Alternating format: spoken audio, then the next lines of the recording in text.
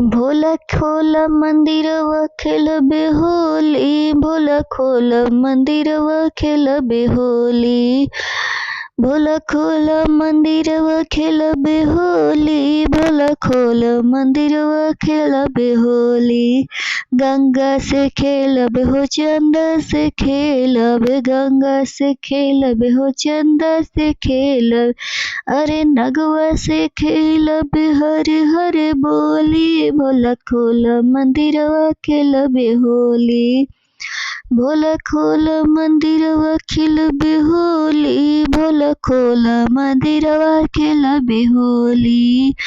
नगवा से कार्तिक से खेलब हो गणेश से खेलब, गणेश से खेलब हो गणेश से खेलब, कार्तिक से खेलब हो गणेश से खेलब,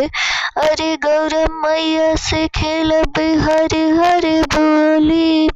भोला खोला मंदिरवा खेलबे होली, भोला खोला मंदिरवा खेलबे होली। डमरू से खेलब हो त्रिशूल से खेलब, डमरू से खेलब हो त्रिशूल से खेलब, अरे बिछुआ से खेलब हरे हरे बोली, भोला खोला मंदिरवा खेलबे होली, भोला खोला मंदिरवा खेलबे होली, भोला खोला मंदिरवा खेलबे होली।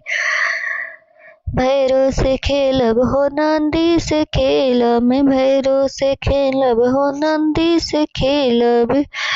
अरे सारे भक्तन से खेलब हरे हरे बोली, भोला खोला मंदिरवा खेलबे होली, सारे भक्तन से खेलब हरे हरे बोली, भोला खोला मंदिरवा खेलबे होली।